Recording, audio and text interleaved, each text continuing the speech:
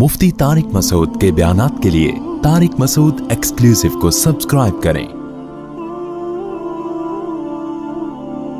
Tariq Masood exclusive.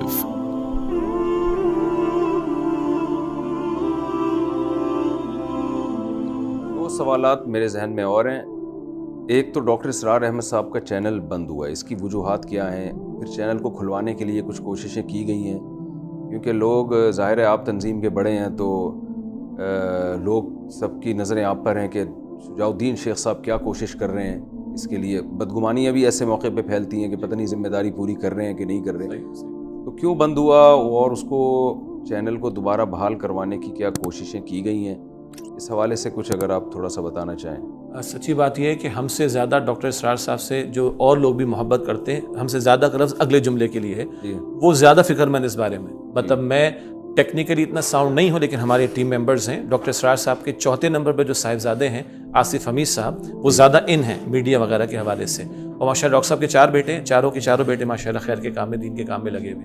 तो जहाँ तक यूट्यूब के ऊपर चैनल डॉक्टर साहब के बंद होने की बात है, वो तफसीलात आई हैं कुछ, और एक वीडियो क्लिप मेरा शेयर भी हो गया, हमारी वेबसाइट पर भी अवेलेबल है कि क्या हुआ था। तो असल में एक जो बानी डॉक्टर इसरार साहब रहमतुल्लाह अलैह की गुफ्तगू मुस्तक़बिल के ताल्लुक़ से, और उसमें फिर जो यहूद का मामला और यहूद की, अब क्या करें, कोई मुसलमान सूरतुल बकरा शुरू करेगा तो क्या यहूद के करतूत वहाँ पे नज़र नहीं आए कि पहले दिन से नज़र आ रहे हैं? तो उसमें डॉक्टर साहब आगे बढ़ बढ़ कर गुफ्तगू फरमाया करते थे। उसको कुछ लोगों ने, यानी हमें मालूम क्या हुआ, तो पेपर में बातें छप चुकी हैं कि जूइश क्रॉनिकल एक मैगज़ीन है यहूद का, और उसने बड़ी खुशियाँ मनाई हैं डॉक्टर इसरार साहब के यूट्यूब चैनल बंद होने पर। ये बाकायदा पब्लिश्ड बात है, ये कोई सीक्रेट नहीं है, पब्लिश्ड बात है। इसी तरह इनकी जो मॉडरेटर होते हैं, उनमें से एक मॉडरेटर ने तो जिक्र ये किया कि गालिबन जून 20 या 21 से लगे हुए थे कि इनकी कुछ चीज़ ऐसी मिले कि इनको हम बैन कर सकें। तो चीज़ें क्या मिली? जनाब ये यहूद के ख़िलाफ़ बातें करते हैं, ये यहूद के हवाले से ये बातें करते हैं, और इसका नतीजा क्या है कि जनाब ये एक कौम के जज्बात से खेल रहे हैं, ये कर रहे हैं, वो कर रहे हैं। तो बुनियादी तौर पर यहूद के ख़िलाफ़ डॉक्टर साहब, वो कहते हैं हमने ट्रांसलेट भी करवाया। सारी बात है, डॉक्टर साहब की अक्सर तकारीर उर्दू में तो इंग्लिश में ट्रांसलेट करवाया, और इंग्लिश में जो कुछ सामने आया तो उसके नतीजे में उनको लगा ये तो हमारे यहूदियों के खिलाफ बातें हो रही हैं। तो ये सारा प्रेशर यहूद की तरफ से आया है, और वो प्रेशर डालकर इसको बंद करने की कोशिश की गई। अच्छा, अभी आपने कहा कि कुछ लोग तो फिक्रमंद है कि काम पूरा हो रहा है, नहीं हो रहा। एक गोशे से बात है, कुछ तो खुश हुए हैं इस पर पाकिस्तान में से। अच्छा, वो डॉक्टर इसरार साहब का चैनल बंद हो गया। मैं किसी का नाम भी नहीं लेता और किसी का जिक्र भी नहीं करता। कल जहाँ मैं जुमे फजर की नमाज़ अदा करता हूँ, इमाम साहब विरासत के मसाइल बयान कर रहे हैं। वाज़ेह आयत है सूरत निसा की कि मर्द का हिस्सा औरत के मुकाबले में डबल है। जी, दुनिया कहती है तो डिस्क्रिमिनेशन है। अक़वाम मुत्तहिदा का चार्टर कहता है कि ये तो मर्द और औरत के अंदर आपने डिस्क्रिमिनेशन कर दी, तो क्या कल आप कुरान को भी बंद कर दोगे? तो जो लोग शादियाने बजा रहे कि अच्छा हुआ डॉक्टर इसरार का बंद हुआ, अस्तग़फिरुल्लाह, ये हम नहीं कह सकते। बहुत से लोगों ने कहा, उन्होंने कहा खुदा का खौफ करो, कल ये आपके कुरान पर भी ये इल्ज़ाम लगा देंगे, माअल्लाह कुरान भी बंद करवा देंगे आप। तो ये तो उन लोगों के लिए हुआ। बाकी कोशिशें क्या हो रही हैं? हमने यूट्यूब को लिखा है, बाकायदा हमारे बहुत सारे हमसे मोहब्बत करने वाले और डॉक्टर इसरार साहब से मोहब्बत करने वाले जो टेक्निकली साउंड है, गूगल को सपोर्ट दे रहे हैं, यूट्यूब को सपोर्ट दे रहे हैं, यूट्यूबर्स हैं पाकिस्तान से बाहर जो लोग टेक्निकली बहुत साउंड हैं, एक एक लफ्ज़ के ऊपर, यानी अगर आप यूट्यूब को कोई रिक्वेस्ट भी डाल लें तो वो अल्फाज का चुनाव क्या होगा, वो सारी ज़ाब्ते की कार्रवाई हमने पूरी की है। और उनको हमने ये सारा साबित करने की कोशिश की है कि भाई तो उन्होंने तारीख़ को बयान किया, वो तारीख़ जो कि ओल्ड टेस्टामेंट में भी है, न्यू टेस्टामेंट में भी है, ज्यूइश इंसाइक्लोपीडिया में भी मिल जाएगी। अगर वही तारीख़ अगर डॉक्टर इसरार साहब ने बयान फरमा दी तो इसमें कौन सी क़यामत बन पड़ी? और बहरहाल वो कुरान हकीम का दर्ज दे रहे हैं, जो एक रिलीजियस स्क्रिप्चर है, उसकी एक्सप्लेनेशन के अंदर ये बातें तो आएंगी। तो वो सारा कुछ हमने उनको लिखने की कोशिश की। अलबत्ता अभी तक उनकी तरफ से तो कोई खोलने की हमें बात हमें नज़र नहीं आई है। बाकी हम ये कोशिश कर रहे हैं कि और कोई फोरम अगर अवेलेबल हो जाए, और कोई प्लेटफॉर्म अवेलेबल हो जाए, तो वहाँ पर डॉक्टर इसरार साहब की वीडियोस को प्रोवाइड कर दें। तो टेक्निकली जो हमारे साथी साउंड है वो ये काम कर रहे हैं, और वो जारी बात है यूट्यूब का अगर चैनल बंद हुआ तो कुछ और चैनल्स को या कुछ और फोरम्स को हमने ओपन किया, वहाँ पर माशाअल्लाह लाखों की तादाद में लोग आना शुरू, यानी उनके व्यूज़ आना शुरू हो गए। तो वो कोशिश करेंगे कि जो अवेलेबल है उसको हम इस्तेमाल कर लें। आखिरी बात, क्योंकि आप भी मीडिया पर आते हैं, हम भी मीडिया पर आते हैं, एक दिन ये प्लग तो निकलना है, एक दिन तो ये बंद होना है। कुरान का हाल हामिद मीर ने कहा था, मुफ्ती साहब हामिद मीर ने कहा, मैंने कॉन्फ्रेंस अटेंड की अमेरिका के अंदर, और वहाँ ये बात चली थी कि हम उसको दहशतगर्द मानेंगे जो कुरान को अल्लाह का कलाम मानेगा। अस्तग़फिरुल्लाह।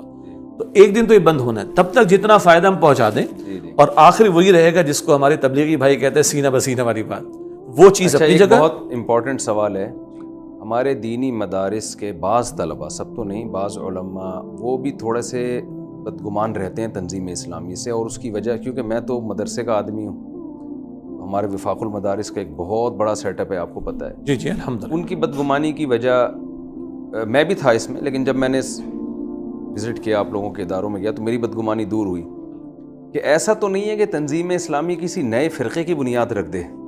صحیح ہے نا؟ علماء سے بدگمان کرا کے کوئی نیا فرقہ، جیسے نئے نئے اسکالرز آج کل آ رہے ہیں نا، ہر آدمی اپنی تحقیق لا رہا ہے طلاق کے مسائل میں، وراثت کے مسائل میں. تو اس طرح کے اسکالرز تو آپ کہیں فیوچر میں پیدا نہیں کر رہے.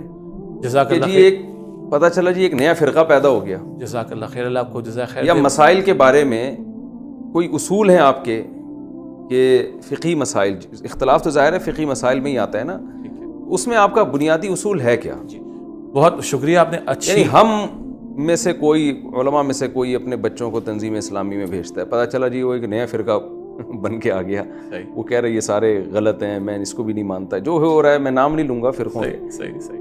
تو یہ ایک بڑی بدگمانی ہے. جزاک اللہ خیر. بالکل آپ نے صحیح توجہ دلائی ہے، اور میں سمجھتا ہوں کہ اس معاملے میں اب یعنی مدارس پر اعتماد تو نہیں ختم ہو جاتا. اللہ قطع نہیں، میں عرض کر دیتا ہوں انشاءاللہ تعالیٰ. بلکہ دلچسپ بات ہے کہ آج ہم 2022 بیٹھے ہیں. اگر یہ جملے 2010 والے ہوتے نا 2010 میں، تو یا 2010 سے بھی پیچھے چلے جائیں 7-8 تک بھی، تو بالکل بات لگتی تھی ایسی.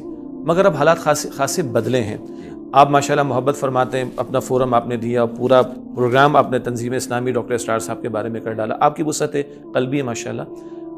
الحمدللہ حالات بہت بدلے ہیں، اور ہوتا ہے کہ جب تک ملاقاتیں نہ ہوں، قریب ایک دوسرے کے نہ آئیں، ایک دوسرے کو جاننے کی کوشش نہ کریں، تو دائیں بائیں کی باتوں سے بدگمانیاں ہی پیدا ہوتی ہیں. میں ویسے جو ناظرین ہیں ان کو بتا دوں کہ میں تنظیم اسلامی کے، میں بھی ان کو لبرل سمجھتا تھا تنظیم اسلامی کو نا، کہ یہ ذرا ظاہر ہے پڑھے لکھے لوگ ہیں، تو پڑھے لکھے جہاں ہوں گے وہاں لبرلزم ہوتا ہے. ان کا اسلام بھی ماڈرن قسم کا اسلام ہوتا ہے، ماڈریٹ اسلام، سافٹ اسلام. میں جب ان کے اسکول گیا تو میں نے بچوں کی شلواریں اتنی آدھی پنڈلیوں تک دیکھی، میں نے کہا یار یہ تو 4 مہینے لگا کے جو تبلیغ سے آتے ہیں ان کی اتنی اونچی شلواریں نہیں ہوتی. صحیح. تو خیر یہ ایک درمیان میں کچھ شلوار پہ دین رکھا ہوا نہیں ہے، ایک مثال دینے کے لیے کہ کوئی، مجھے نہیں لگا کہ کوئی ماڈرنزم کی طرف جا رہے ہیں. اور پردے کی جو پابندیاں تھیں وہ ہماری مسجد میں اتنی شاید سخت پابندی نہ ہو، آپ کے ہاں زیادہ تھی الحمدللہ. تو ہماری مسجد میں اگر نہیں ہے تو غلط ہے وہ، میں اس کو اپریشیٹ نہیں کر رہا. جی آپ بتائیے اب کیا کہہ رہے تھے آپ؟ تو میں عرض کر رہا تھا کہ جب تک ملاقاتیں نہ ہوں، ایک دوسرے کے ساتھ مل بیٹھنے کا موقع نہ ملے، تو ایک امکان ہوتا ہے کہ دائیں بائیں سے کچھ باتیں پہنچے اور ایک غلط تاثر قائم کر لیا جائے. میں اپنے بارے میں نہیں جاؤں گا، ورنہ کسی دور میں بات ہے یہ 95 کی، میں اپنے محلے کی مسجد میں بیٹھ کے کچھ سناتا تھا تفسیر عثمانی سے، تعلیم الاسلام مفتی کفایہ صاحب رحمۃ اللہ علیہ کی، معرف الحدیث مفتی مولانا منظور نعمانی صاحب رحمۃ اللہ علیہ کی. میرے بارے میں نیوٹن شکایتیں پہنچ گئیں. اچھا وہاں کے علماء جانتے تھے مجھے، اچھا ان تک شکایت ایسی نیوٹن، ہاں اپنے گرو مندر پہ جو ہے مولانا فضل محمد صاحب بزرگ آدمی مجھے اچھی طرح جانتے ہیں، شکایت ایسی پہنچی کہ شاید کوئی بدماش لڑکا محلے کا بیٹھ کے جو ہے نا وہ درس دے رہا ہے. تو ایک بزرگ مجھے ہاتھ پکڑ کے لے گئے اور شکل دکھا دی، کچھ بال بھی آ گئے تھے، کالج لائف کی بات تھی. تم ہو شجاع الدین؟ میں نے کہا جی.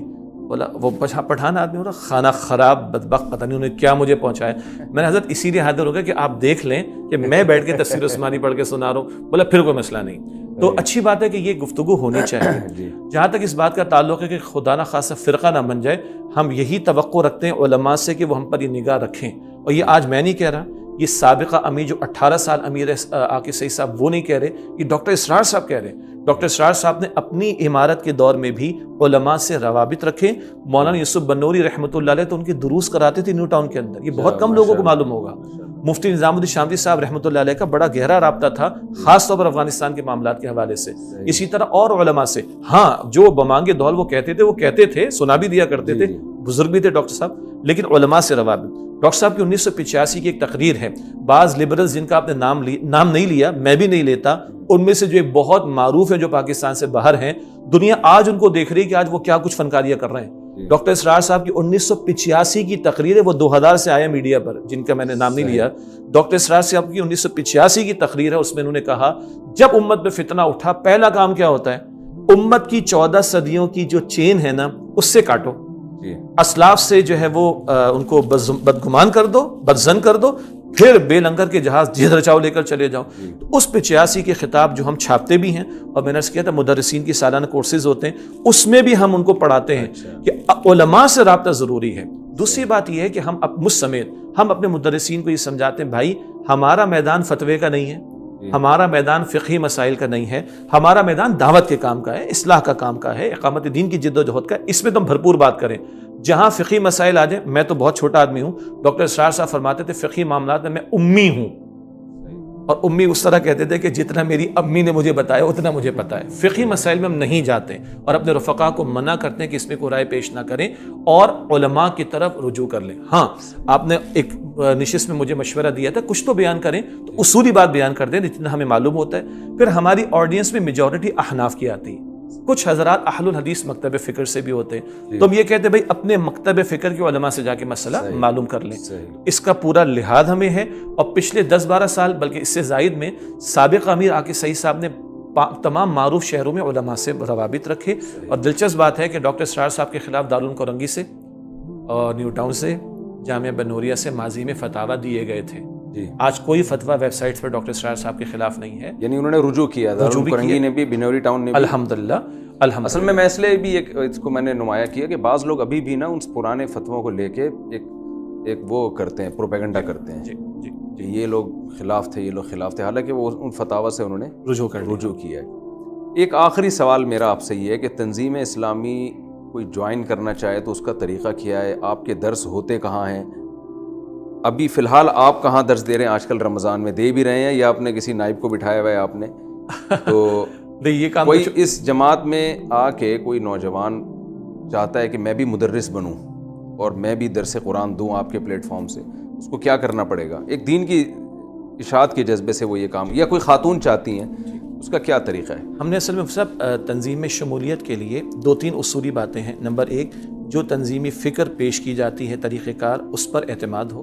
ظاہر بات ہے ادارے کے پہلی دفعہ میں رابطہ کس سے کرے گا؟ وہ بہت سمپل تو یہ ہے کہ ہماری ویب سائٹ، اس ویب سائٹ پہ پورے پاکستان کے تمام مقامات کے ایڈریسز، تنظیم اسلامی.com، تنظیم.org، تنظیم.org، اس ویب سائٹ پر اگر جائیے گا تو پورے پاکستان کے اعتبار سے علاقوں کے مقامی دفاتر، ان کے ایڈریسز، ان کے فون نمبرز موجود ہیں۔ اور جو ویب سائٹ پر اگر آ گیا تو ایک ہمارا ای میل ایڈریس وہاں پہ info@tanzim بھی ہے، اگر وہاں رابطہ ہو جائے تو اگلا بتا دے بھائی میں چھانگا مانگا میں ہوں، میں لیا کے اندر ہوں، میں ملتان میں ہوں، تو وہاں کے مقامی ایڈریس اور فون نمبر کو ہم شیئر کروا دیں گے اس کو۔ یہ تو ہو گیا رابطے کا معاملہ۔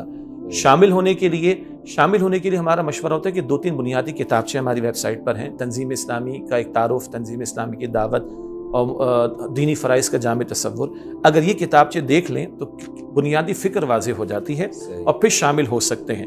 اچھا، ہم نے شمولیت کے لیے بیعت کا سلسلہ رکھا ہے اجتماعیت کے اندر، تو بیعت کی بنیاد پر ڈاکٹر صاحب نے جماعت کو قائم کیا تھا، تو جو شامل ہونا چاہے وہ بیعت کر کے شامل ہو سکتا ہے۔ بیعت فارم باقاعدہ ہوتا ہے، حضرات تو بالمشافہ بھی بیعت ہو جاتی ہے جب فزیکلی پاسبلٹی ہوتی، اور خواتین شامل ہونا چاہیں تو وہ بھی بیعت فارم فل کر کے شامل۔ بیعت کس بات پر ہوتی ہے؟ کہ تنظیم کے جو بھی اہداف ہیں، سبحان اللہ، بڑی پیاری بات ہے، کیونکہ ایک تو خانقاہوں میں بیعت ہوتے ہیں نا، اصلاحی بیعت ہوتی ہے، ایک ہے خلیفہ کے ہاتھ پہ بیعت ہوتی ہے۔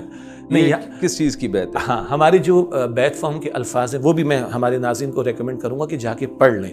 ایک شخص جو نیا ابھی تنظیم میں شامل ہوا، بلکہ پہلے خواتین کی بات کر لیں، خواتین کی بیعت کے الفاظ وہی ہیں جو سورۃ الممتحنہ کے آخر میں، بس وہی ہیں کہ شرک نہیں کریں گی، چوری نہیں کریں گی، گناہوں سے بچنے کی بات، اور اللہ اور اس کے رسول علیہ السلام کی اطاعت کی بات۔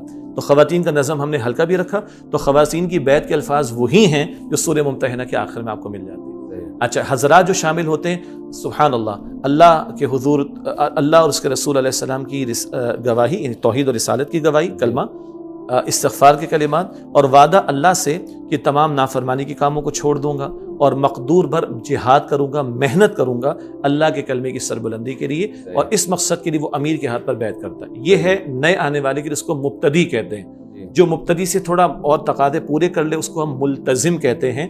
اس کی بیعت کے الفاظ آپ بڑا اپریشیٹ کریں گے۔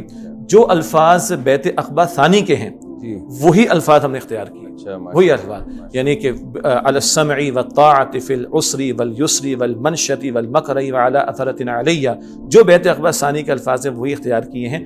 فرق یہ ہے وہ حضور کے ہاتھ پر بیعت تھی، ہر بات مانیں گے صلی اللہ علیہ وسلم۔ یہاں جو امیر ہے وہ خطا سے پاک تو نہیں ہے، تو ایسی بات جو شریعت کے خلاف ہے وہ بات نہیں مانیں گے۔ اس بیعت کے الفاظ ہم نے بیعت عقبہ ثانیہ کے۔